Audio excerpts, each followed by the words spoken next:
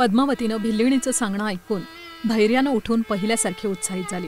पद्मावतीची ही स्थिती पाहून तिच्या सख्याही अति आनंदित झाल्या. पण धरणी देवी मात्र चिंतेत पडली.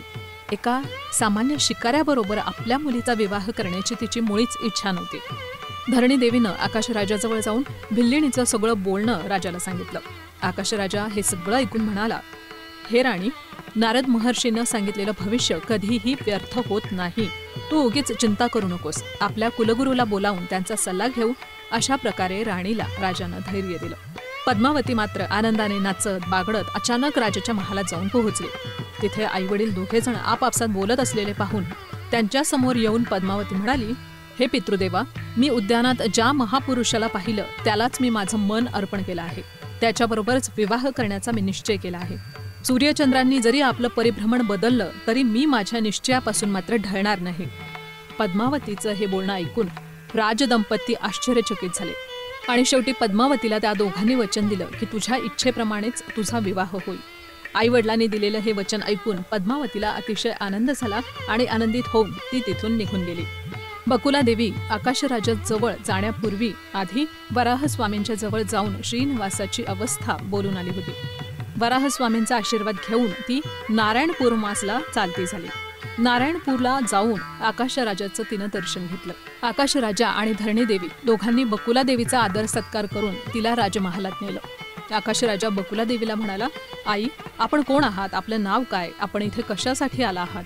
मी आपली काय सेवा करू शकतो? आकाशराजाचं हे प्रेममय वचन ऐकून बकुला देवी म्हणाली, हे राजा, मी शेषाचल निवासी आहे. माझं नाव बकुला देवी. मी माझ्या मुलाबरोबर तिथे राहत असते. माझा मुलगा असामान्य असा माणूस आहे. त्याच्या समान या तिन्ही लोकात दुसरा कोणीही नाही. परिस्थितीमुळे तो निर्धन आहे. माझा मुलगा शिकार खेळत असताना पद्मावतीला पाहून मोहित झाला आणि तिच्याच बरोबर विवाह करण्याचा त्यानं निश्चय केला आहे. माझा मुलगा श्रीनिवास हा श्री महाविष्णूचा अवतार आहे. पद्मावतीला श्रीनिवासाला देऊन विवाह तुम्ही जर करून दिला तर तुम्ही धन्य व्हाल. बकुला देवीचं हे सांगणं ऐकून आकाशराजाला अत्यंत आनंद झाला आणि याच आनंदात आकाशराजा म्हणाला, माता, मी आमच्या मोठ्या कुलगुरूंना विचारून त्यांचा सल्ला घेऊन लवकरच तुम्हाला उत्तर पाठवतो.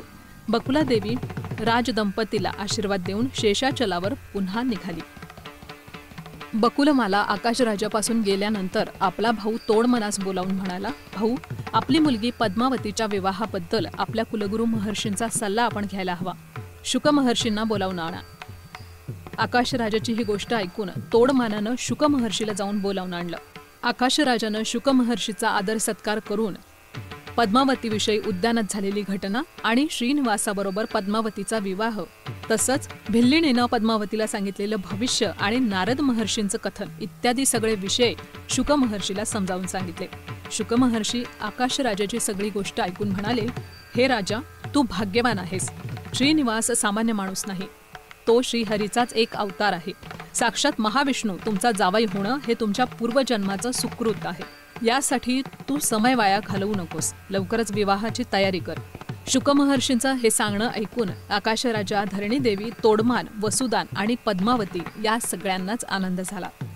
शुक महर्षीच्या कथनानुसार आकाशराजानं पद्मावतीचा विवाह श्रीनिवासाबरोबर करण्याचा निश्चय केला. देवगुरु बृहस्पतीला बोलावून शुक महर्षींच्या वतीनं सगळे विषय सांगू लागले. या देवगुरूंनी आपल्याला या विवाहाची लग्नपत्रिका लिहायला पाहिजे. राजाची विनंती ऐकून बृहस्पती आनंदित होऊन म्हणाले, हे राजा, मी धन्य आहे. श्रीनिवास आणि पद्मावतीची लग्नपत्रिका लिहिणं हे माझं भाग्य आहे. वैकुंठवासी श्रीहरी तुमचे जावई होणं हे तुमचंही भाग्य आहे. तुमच्यामुळेच सर्व मानव लोक, देवता लोक इत्यादी सगळे लोक श्रीहरीला आता पाहू शकतात. असे म्हणून बृहस्पतींनी पंचांग पाहून श्रीनिवास आणि पद्मावतीच्या नावानं नक्षत्र कुंडली वगैरे पाहून लग्नघटिका तयार केली. वैशाख शुद्ध दशमी रोजी शुक्रवारी दिवस निश्चित करून आकाशराजाला दाखवली गेली. आकाशराजा आनंदित होऊन बृहस्पतींना म्हणाला, हे गुरुदेवा, त्या वेळेप्रमाणे लग्नपत्रिका लिहा अशी विनंती केली. राजाची ही विनंती ऐकून बृहस्पतीने लग्नपत्रिका लिहायला सुरुवात केली. श्री शेषाचल निवासी श्रीनिवासाला आकाशराजानं लिहिलेली शुभलेखांची विशेषता अशी होती, आर्य, आपणाविषयी मोठे लोक आणि महर्षी यांच्याकडून आपली कीर्ती ऐकून आनंद झाला. मी माझ्या प्रिय पद्मावतीला आपल्याला देऊन वैशाख शुद्ध दशमी रोजी शुक्रवार या शुभ मुहूर्तावर विवाह करण्याचं ठरवलं आहे, तरी आपण सहकुटुंब मित्रबंधू यांच्याबरोबर येथे येऊन माझ्याकडून कन्यादान स्वीकार करून आम्हाला धन्य करा. आपला नारायणपुरम निवासी आकाशराजा. गुरुदेव बृहस्पतीकडून लिहिलेला शुभलेख आकाशराजानं शुकमुनींना देऊन म्हटलं, मुनिवर, आपण आम्हाला पूजनीय आहात. आपणच हा शुभलेख श्रीनिवासाला पोहोचवून त्यांचं उत्तर आणायला हवं. आकाशराजाची ही प्रार्थना ऐकून शुकमहर्षी आनंदित होऊन शेषाचलास श्रीनिवासाचं दर्शन करण्यासाठी निघाले. शुकमहर्षींचं येणं पाहून श्रीनिवासानं त्यांचा आदर सत्कार केला. शुकमहर्षींनं अतिथी सत्कार करून शुभलेख श्रीनिवास यांना अर्पित केला. श्रीनिवास शुभलेखाचा स्वीकार करून आनंदित झाले आणि या शुभलेखाला श्रीनिवासानं उत्तर दिलं, श्री श्री राजाधिराज राजेश्वर पूज्य आकाशराज्याच्या दिव्य सेवेत शेषाचल निवासी श्रीनिवास यांनी विनयपूर्वक प्रणाम करून लिहिलेलं पत्र. महाराजा, आपण पाठवलेला शुभलेख वाचून आनंद झाला. आपल्या निर्णयानुसार शुभ मुहूर्तावर मी माझ्या प्रवासानं मित्रबंधूंसहित येऊन आपणाकडून कन्यादानाचा स्वीकार करेन. आपला शेषाचल निवासी श्रीनिवास. अशा प्रकारे उत्तर लिहून श्रीनिवासानं शुकमहर्षींना दिलं. शुकमहर्षी श्रीनिवासाचा हा निरोप घेऊन नारायणपुरास निघाले. श्रीनिवासानं दिलेलं पत्र त्यांनी आकाशराजाला दिलं. आकाशराजानं शुकमहर्षींचा सन्मान केला. शुकमहर्षी सन्मानाचा स्वीकार करून आपल्या आश्रमात पुन्हा निघाले. नारद महर्षी त्रिलोक संचार करत करत भूलोकात श्रीहरीजवळ आले. श्रीनिवासानं नारद महर्षींचा आदर सत्कार करून त्यांना उचित आसनावर बसवलं. नारद महर्षी श्रीहरीकडे पाहून म्हणाले, हे परमधामा, आर्तजनरक्षका, त्रेतायुगात वेदवतीला दिलेलं वचन आता पूर्ण होण्याचा समय आला आहे. तुमचा हा लग्न सोहळा मला मिळाल्याबद्दल मी धन्य झालो. मात्र श्रीनिवासाची निराशाजनक चिंता पाहून नारद महर्षींनी श्रीनिवास यांना विचारले, हे स्वामी, विवाहाच्या या आनंद समयी आपण असे चिंताग्रस्त का दिसता? नारदाचं हे बोलणं ऐकून श्रीनिवास हसत म्हणाले, नारद महर्षी, जेव्हापासून लक्ष्मीदेवी माझ्यावर रुसून गेली आहे तेव्हापासून मी निर्धन झालो आहे. आता माझ्याजवळ एक कवडी सुद्धा नाही. आता विवाह कसा होईल? अशी श्रीनिवासाची असमर्थता ऐकून नारद महर्षी यांनी श्रीनिवासाला उपाय सांगितला. ते म्हणाले, हे श्रीनिवासा, आपण चिंताग्रस्त होण्याचं कारण नाही. याचा प्रबंध अवश्य होईल. आपण कुबेराकडून लग्न खर्चासाठी पैसा कर्ज म्हणून घ्या. नारद महर्षींचा हा सल्ला श्रीनिवास यांना चांगलाच वाटला. श्रीनिवासांनी आपल्या गरुड वाहनाला बोलावून त्याला सांगितले की कुबेराला बोलावून आण. गरुडानं जाऊन कुबेराला बोलावून आणलं.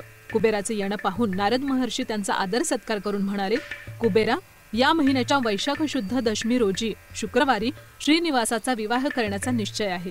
हे तुम्हालाही माहीतच आहे. परंतु श्रीनिवासाजवळ सध्या एक कवडी देखील नाही. त्यासाठी श्रीनिवासाला कर्ज देऊन मदत करा. नारदाच्या या सांगण्याला कुबेरानं संमती देऊन श्रीनिवासाला 64,03,300 मोहरा कर्ज देऊन करारनामा लिहून घेतला.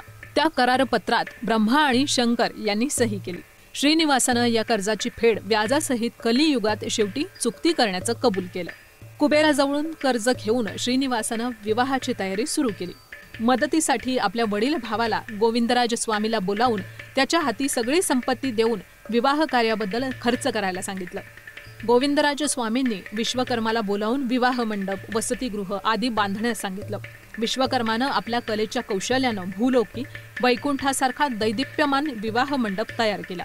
यानंतर श्रीनिवास यांनी आईला विचारलं, आई, आता सांगा, शुभलेख कोणाकोणाला पाठवू? तेव्हा बकुला देवी म्हणाल्या, हे मुला, तू देवांचा देव आहेस. या विश्वात सर्वजण तुझेच आहेत. म्हणून तू या 14 भुवनवासियांना शुभलेख पाठवणं हे तुझं कर्तव्य आहे. बकुला देवीने सांगितल्याप्रमाणेच श्रीनिवासानं गरुड वाहनाला बोलावून 14 भुवनवासियांना शुभलेख द्यायला सांगितलं. श्रीनिवासाचं आमंत्रण पाहून ब्रह्मा, सरस्वती, शिवपार्वती, इंद्र, शचीदेव, नारद, बृहस्पती, अष्टदिक्पालक आणि 14 भुवनवासी शेषाचलास येऊन पोहोचले. अग्निदेव आलेल्या अतिथींना परमाळा देऊन कस्तुरी, चंदनादी तांबूल देण्यात निमग्न झाले. वायुदेवानं परिमलाचा सुगंधी सुवास सगळीकडे पोहोचवला. अशा प्रकारे शेषाचल पर्वत आनंदानं भरून उठला. सुमती, अनुसूया, पार्वती, सावित्री, सरस्वती आदी पतिव्रतांनी श्रीनिवासाला मंगल स्नान करून कस्तुरी तिलक लावून पितांबर वस्त्र धारण करून डोक्यात नवरत्न जडित किरीट धारण करवलं आणि श्रीनिवासाला गरुड वाहनावर बसवून सर्वजण नारायणपुरास निघाले. गणपती, ब्रह्मदेव, शंकर इत्यादी देवतांनी आपापल्या वाहनावर बसून पंडित लोकांनी वेदमंत्र पठण करत सगळे निघाले. मंगलवाद्यांनी विवाह मिरवणूक नारायणपुरास येऊन पोहोचली. इकडे आकाशराजानंही नारायणपुरास सगळीकडे दीप लावून दैदिप्यमान अशा सजावटीनं आपलं नगर प्रकाशमान केलं. ठिकठिकाणी मंगलवाद्य वाजत होती. राजमहालात पद्मावतीला मंगलस्नान करवून पितांबर धारण करून दागदागिन्यांनी शृंगारित केलं गेलं. श्रीनिवासानं आपली परात घेऊन नारायणपुरात प्रवेश केला. आकाशराजानं श्रीनिवासाचं येणं पाहून मंगलवाद्यांनी श्रीनिवासाच्या वरातीचं स्वागत केलं. श्रीनिवासाला गजराजावर बसवून नगराच्या चौरस्त्यातून राजमहालात आणलं गेलं. वरातीबरोबर आलेल्या पाहुण्यांचा आदर सत्कार करून त्यांच्या राहण्याची सोय केली होती. विवाह भोजनानंतर चंदन आणि तांबूलही देण्यात आले. प्रातःकाळी विवाह मुहूर्ताची वेळ झाली. वशिष्ठ मुनींनी आकाशराजा आणि धरणीदेवीला बोलावून श्रीनिवासाची पाद्यपूजा करायला सांगितलं.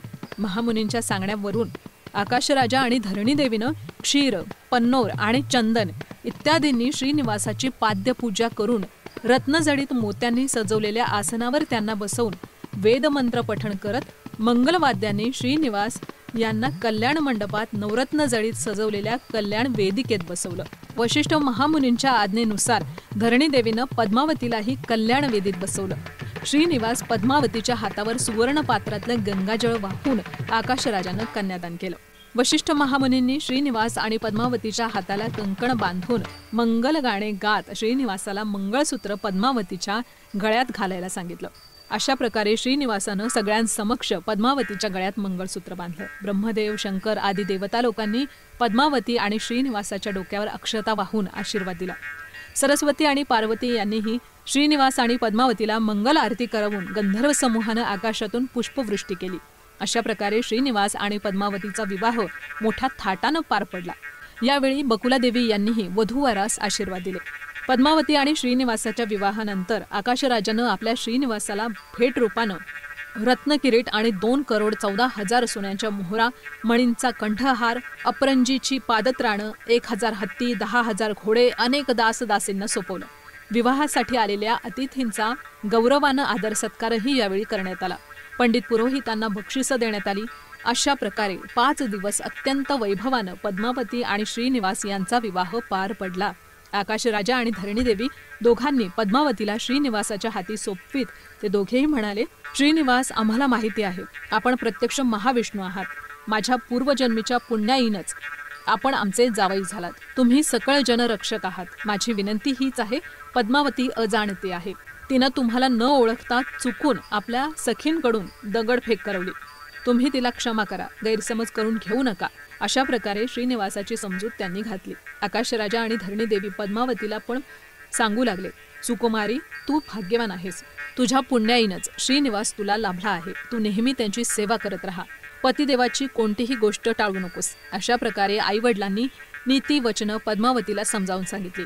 श्रीनिवास, पद्मावती या दोघांनी आकाशराजा आणि धरणीदेवीचा निरोप घेऊन गरुड वाहनावरून ते स्वार झाले आणि सगळेजण आपापल्या निवासीही परतले.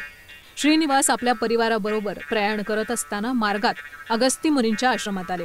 अगस्त्य महामुनींनी श्रीनिवासाचं येणं पाहून त्यांचं स्वागत केलं.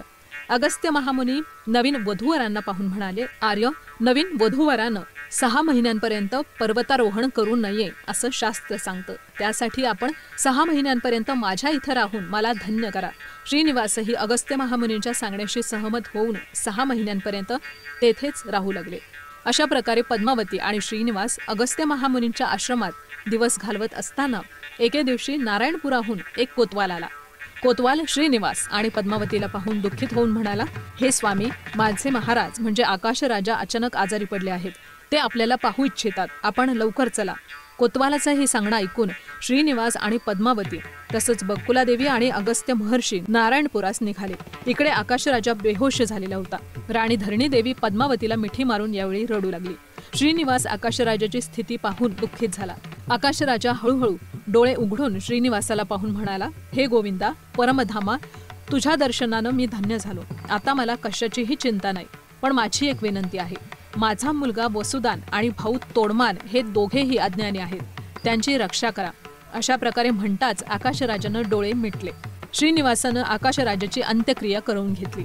राणी धरणीदेवी पण आपल्या पतीबरोबर सहगमन झाली.